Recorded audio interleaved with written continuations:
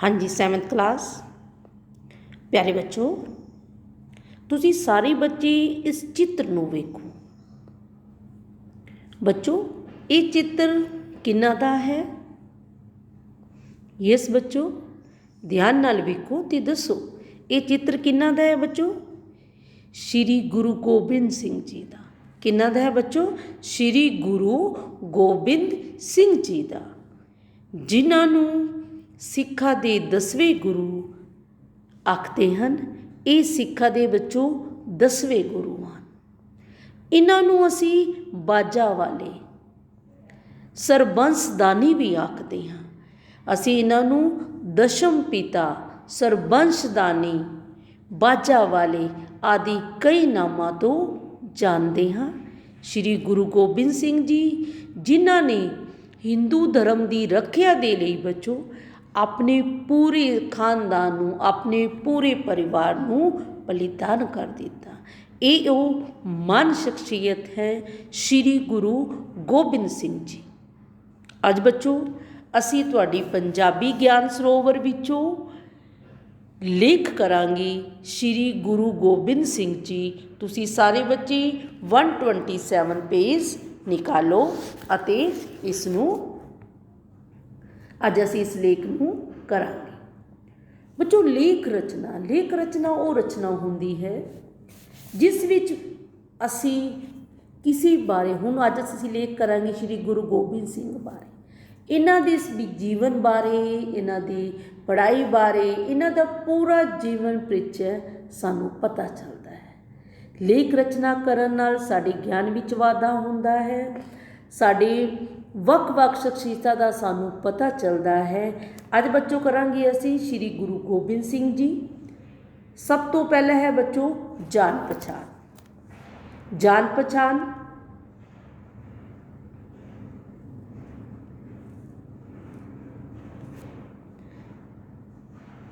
जान पहचान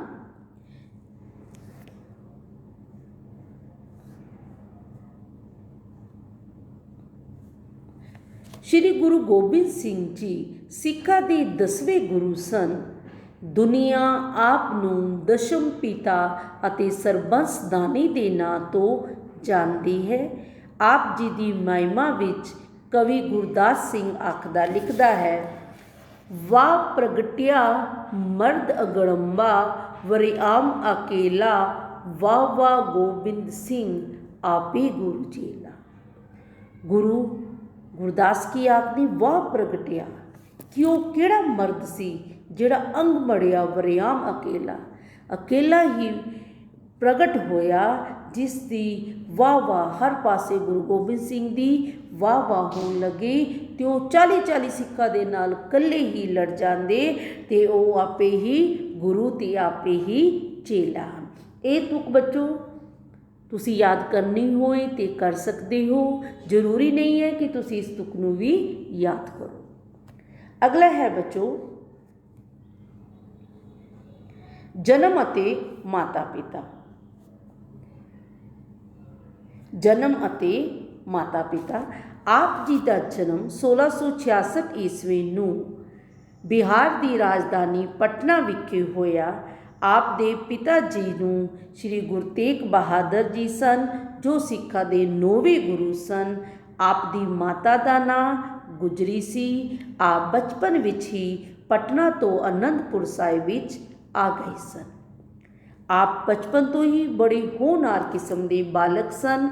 आप अपने साथियों के नाल टोलियां बना के नकली लड़ाइयां करते सन जिस नाल आप बचपन तो ही युद्ध विच रुझान बनिया होया सी। रुझान की हुंदा है बच्चों? रुझान का अर्थ हुंदा है रुचि। रुझान की हुंदी है? रुचि।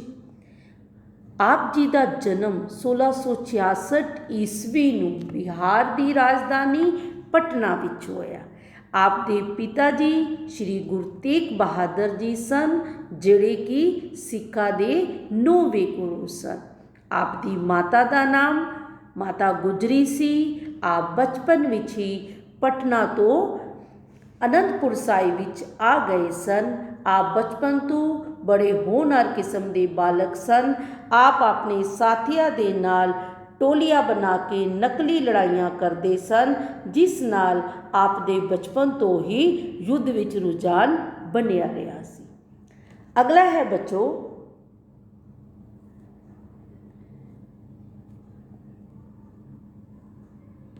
ਵਿਦਿਆ ਅਤੇ ਸ਼ਸਤਰ ਵਿਦਿਆ।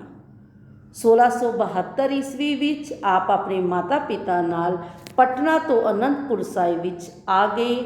ਇੱਥੇ ਹੀ ਆਪ ਦੇ ਪਿਤਾ ਜੀ ਨੇ ਆਪ ਨੂੰ ਧਾਰਮਿਕ ਵਿਦਿਆ ਅਤੇ ਸ਼ਸਤਰ ਵਿਦਿਆ ਦਾ ਗਿਆਨ ਦਿਲਵਾਇਆ। ਆਪ ਨੇ ਹਿੰਦੀ, ਪੰਜਾਬੀ, ਫਾਰਸੀ ਅਤੇ ਸੰਸਕ੍ਰਿਤ ਭਾਸ਼ਾ ਦਾ ਗਿਆਨ ਵੀ ਪ੍ਰਾਪਤ ਕੀਤਾ। 1672 ਈਸਵੀ ਵਿੱਚ ਆਪ ਆਪਣੇ ਮਾਤਾ ਪਿਤਾ ਨਾਲ ਪਟਨਾ ਤੋਂ ਅਨੰਦਪੁਰ ਸਾਹਿਬ ਆ ਗਏ। ਇੱਥੇ ਹੀ ਆਪ ਦੇ ਪਿਤਾ ਜੀ ਨੇ ਆਪ ਨੂੰ ਧਾਰਮਿਕ ਵਿਦਿਆ, ਸ਼ਸਤਰ ਵਿਦਿਆ ਦਾ ਵੀ ਗਿਆਨ ਕਰਾਇਆ। ਆਪ ਨੇ ਹਿੰਦੀ, ਪੰਜਾਬੀ, ਫਾਰਸੀ ਅਤੇ ਸੰਸਕ੍ਰਿਤ ਭਾਸ਼ਾ ਦਾ ਗਿਆਨ ਵੀ ਪ੍ਰਾਪਤ ਕੀਤਾ। ਨੈਕਸਟ ਹੈ ਬੱਚੋ ਪਿਤਾ ਦੀ ਸ਼ਹੀਦੀ। ਪਿਤਾ ਦੀ ਸ਼ਹੀਦੀ। ਆਪ ਦੀ ਉਮਰ ਹਜੇ ਕੇਵਲ 9 ਸਾਲਾਂ ਦੀ ਸੀ। ਕੁਝ ਕਸ਼ਮੀਰੀ ਪੰਡਤ ਆਪ ਜੀ ਦੇ ਕੋਲ ਆਏ। ਆਪ ਜੀ ਦੇ ਪਿਤਾ ਜੀ ਕੋਲ ਮਦਦ ਮੰਗਣ ਆਏ ਕਿ ਔਰੰਗਜ਼ੇਬ ਉਹਨਾਂ ਨੂੰ ਜਬਰਨ ਮੁਸਲਮਾਨ ਬਣਾ ਰਿਹਾ ਹੈ। ਆਪ ਦੇ ਪਿਤਾ ਜੀ ਨੇ ਕਿਹਾ ਕਿ ਇਸ ਵੇਲੇ ਕਿਸੇ ਮਹਾਨ ਪੁਰਖ ਦੀ ਕੁਰਬਾਨੀ ਦੀ ਲੋੜ ਔਰੰਗਜ਼ੇਬ ਦੇ ਜ਼ੁਲਮਾਂ ਨੂੰ ਠੱਲ ਪਾ ਸਕਦੀ ਹੈ। ਉਸ ਸਮੇਂ ਆਪ ਨੇ ਕਿਹਾ, ਪਿਤਾ ਜੀ ਇਸ ਵੇਲੇ ਆਪ ਨਾਲੋਂ ਵੱਡਾ ਹੋਰ ਕੌਣ ਹੋ ਸਕਦਾ ਹੈ? ਆਪ ਨਾਲੋਂ ਵੱਡਾ ਕੌਣ ਹੋ ਸਕਦਾ ਹੈ ਤੇ ਸ਼ਹੀਦੀ ਮਹਾਂਪੁਰਖ ਕੌਣ ਹੋ ਸਕਦਾ? ਆਪ ਦੇ ਮੂੰਹੋਂ ਇਹ ਵਚਨ ਸੁਣ ਕੇ ਆਪ ਦੇ ਪਿਤਾ ਜੀ ਨੇ ਸ਼ਹੀਦੀ ਦੇਣ ਦਾ ਨਿਰਣੈ ਕੀਤਾ ਅਤੇ ਦਿੱਲੀ ਨੂੰ ਚਲੇ ਗਏ। ਆਪਣੇ ਪਿਤਾ ਜੀ ਦੀ ਸ਼ਹੀਦੀ ਮਗਰੋਂ ਆਪ ਗੁਰੂ ਗੱਦੀ 'ਤੇ ਬੈਠੇ ਅਤੇ ਸਿੱਖਾਂ ਦੇ 10ਵੇਂ ਗੁਰੂ ਦੇ ਰੂਪ ਵਿੱਚ ਵਿਰਾਜਮਾਨ ਹੋਏ।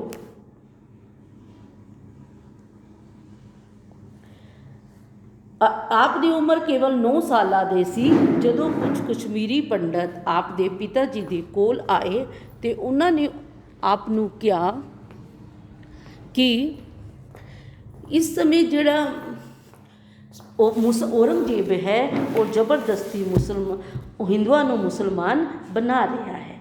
ਆਪ ਦੇ ਪਿਤਾ ਜੀ ਨੇ ਉਸੇ ਵੇਲੇ ਉਹਨਾਂ ਦੀ ਗੱਲ ਸੁਣ ਕੇ ਪਿਤਾ ਜੀ ਨੇ ਕਿਹਾ ਕਿ ਔਰੰਗਜ਼ੇਬ ਦੇ ਜ਼ੁਲਮਾਂ ਨੂੰ ਠੱਲ ਕਿਸੇ ਦੀ ਸ਼ਹੀਦੀ ਪਾ ਸਕਦੀ ਹੈ, ਇਸ ਲਈ ਆਪ ਉਹਨਾਂ ਨੂੰ तो उस समय आपने क्या कि पिता जी आप नालों महान होर कौन हो सकता है। तो आप जी अपने बच्चे तो ये शब्द सुन के पिता जी शहीदी देने का निर्णय किया अते दिल्ली नूं चले गए। आप पिता जी की शहीदी मगरों आप गुरु गद्दी ते बैठे अते सिखा दे 10वें गुरु के रूप विच उजागर हुए। अगला है बच्चों खालसा पंथ की साजना। गुरु गद्दी ते बैठन तो बाद आपने सिखा नूं इकट्ठा शुरू किया ते 13 अप्रैल 1699 ईस्वी नूं खालसा पंथ की स्थापना की। आपने भरे मैदान विच 5 प्यारियां नूं चुनिया, उन्हां नूं अमृत छकाया ते बाद विच आप अमृत सिक्ख्या ते उस समय आपने 5 प्यारे चुने ते 5 सिखां नूं अमृत छका के फिर बाद विच आप भी अमृत चखिया। इस नूं करन दी लोड़ नहीं है जिहड़ी तुक है। उस तो बाद है बच्चों लड़ाइयाँ। आप दी वधदी हुई प्रसिद्धि मुगलों ते पहाड़ी राजियां दी अखां विच खटक रही सी। आपने बंगानी विच पहाड़ी राजियां तो जंग जीती, पहाड़ी राजियां नूं चंगा सबक सिखाया।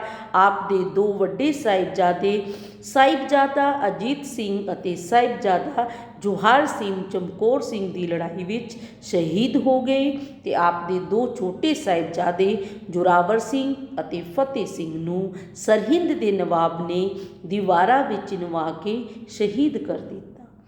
आपनू खिदवाने की लड़ाई विच लड़ी जिस विच आपने 40 सिंह शहीद हो गए। तद ते खिदवाने का नाम बदल के मुक्तसर पै गया। लड़ाइयाँ जदों गुरु गोबिंद सिंह की प्रसिद्धि वधदी जा रही सी उस समय मुगल अते पहाड़ी राजे बर्दाश्त ना कर सके ते आपने बंगानी ਪਹਾੜੀ ਰਾਜਿਆਂ ਤੋਂ ਜੰਗ ਜਿੱਤੀ, ਪਹਾੜੀ ਰਾਜਿਆਂ ਨੂੰ ਚੰਗਾ ਸਬਕ ਸਿਖਾਇਆ ਤੇ ਆਪ ਦੇ ਦੋ ਵੱਡੇ ਸਾਹਿਬਜ਼ਾਦੇ, ਦੋ ਵੱਡੇ ਪੁੱਤਰ ਅਜੀਤ ਸਿੰਘ ਅਤੇ ਸਾਹਿਬਜ਼ਾਦਾ ਜੋਹਾਰ ਸਿੰਘ ਚਮਕੌਰ ਦੀ ਲੜਾਈ ਵਿੱਚ ਸ਼ਹੀਦ ਹੋ ਗਏ। ਤੇ ਆਪ ਦੇ ਜਿਹੜੇ ਦੋ ਛੋਟੇ ਪੁੱਤਰ ਸਨ ਜ਼ੋਰਾਵਰ ਸਿੰਘ ਅਤੇ ਫਤਿਹ ਸਿੰਘ, ਉਹ ਸਰਹਿੰਦ ਦੇ ਨਵਾਬ ਨੇ ਦੀਵਾਰਾਂ ਵਿੱਚ ਨਵਾ ਦਿੱਤਾ। ਸਰਹਿੰਦ ਦਾ ਜਿਹੜਾ ਜੋ ਨਵਾਬ ਸੀ, ਉਹਨਾਂ ਨੇ ਉਹ ਦੋਨੋਂ ਛੋਟੇ ਬੱਚਿਆਂ ਨੂੰ ਦੀਵਾਰਾਂ ਦੇ ਵਿੱਚ ਖੜੇ ਹੋ ਕੇ ਚਿਣਵਾ ਦਿੱਤਾ ਤੇ ਆਪ ਨੂੰ ਖਿਦਵਾਨੇ ਦੀ ਲੜਾਈ ਵੀ ਲੜੀ, ਜਿਸ ਵਿੱਚ ਆਪ ਨੇ 40 ਸਿੰਘ ਸ਼ਹੀਦ ਹੋ ਗਏ। ਤਦ ਤੋਂ ਖਿਦਵਾਨੇ ਦਾ ਨਾਮ ਬਦਲ ਕੇ ਮੁਕਤਸਰ ਪੈ ਗਿਆ। ਉਸ ਤੋਂ ਬਾਅਦ ਆ ਬੱਚੋ ਜੋਤੀ ਜੋਤ ਸਮਾਣਾ। ਇਸ ਤੋਂ ਮਗਰੋਂ ਆਪ ਤਲਵੰਡੀ ਸਾਬੋ ਚਲੇ ਗਏ, ਜਿੱਥੇ ਰਹਿ ਕੇ ਆਪ ਨੇ ਗੁਰੂ ਗ੍ਰੰਥ ਸਾਹਿਬ ਜੀ ਦੀ ਬਾਣੀ ਨੂੰ ਸੰਪੂਰਨ ਕੀਤਾ। ਅੰਤ ਵਿੱਚ ਆਪ ਨੰਦੇੜ ਚਲੇ ਗਏ ਤੇ ਇੱਕ ਦਿਨ ਆਪ ਦੇ ਪੇਟ ਵਿੱਚ ਇੱਕ ਪਠਾਨ ਨੇ ਛੁਰਾ ਮਾਰ ਦਿੱਤਾ, ਜਿਸ ਕਾਰਨ ਆਪ ਜ਼ਖਮੀ ਹੋ ਗਏ ਤੇ ਅੰਤ ਵਿੱਚ 1708 ਈਸਵੀ ਨੂੰ ਜੋਤੀ ਜੋਤ ਸਮਾ ਗਏ। ਇਸ ਤੋਂ ਮਗਰੋਂ ਆਪ ਬੱਚੋ ਤਲਵੰਡੀ ਚਲੇ ਗਏ। ਉੱਥੇ ਰਹਿ ਕੇ ਆਪਨੇ ਗੁਰੂ ਗ੍ਰੰਥ ਸਾਹਿਬ ਦੀ ਬਾਣੀ ਨੂੰ ਸੰਪੂਰਨ ਕੀਤਾ। ਅੰਤ ਵਿੱਚ ਆਪ ਨੰਦੇੜ ਚਲੇ ਗਏ। ਉੱਥੇ ਇੱਕ ਪਠਾਨ ਨੇ ਆਪ ਦੇ ਪੇਟ ਵਿੱਚ ਛੁਰਾ ਮਾਰ ਦਿੱਤਾ, ਜਿਸ ਕਾਰਨ ਆਪ ਜ਼ਖਮੀ ਹੋ ਗਏ ਤੇ 1708 ਈਸਵੀ ਨੂੰ ਆਪ ਜੋਤੀ ਜੋਤ ਸਮਾ ਗਏ। ਇਹ ਸੀ ਬੱਚੋ ਲੇਖ ਸ਼੍ਰੀ ਗੁਰੂ ਗੋਬਿੰਦ ਸਿੰਘ ਜੀ ਦਾ। ਆਈ ਹੋਪ ਤੁਹਾਨੂੰ ਸਭ ਬੱਚਿਆਂ ਨੂੰ ਸਮਝ ਆ ਗਿਆ।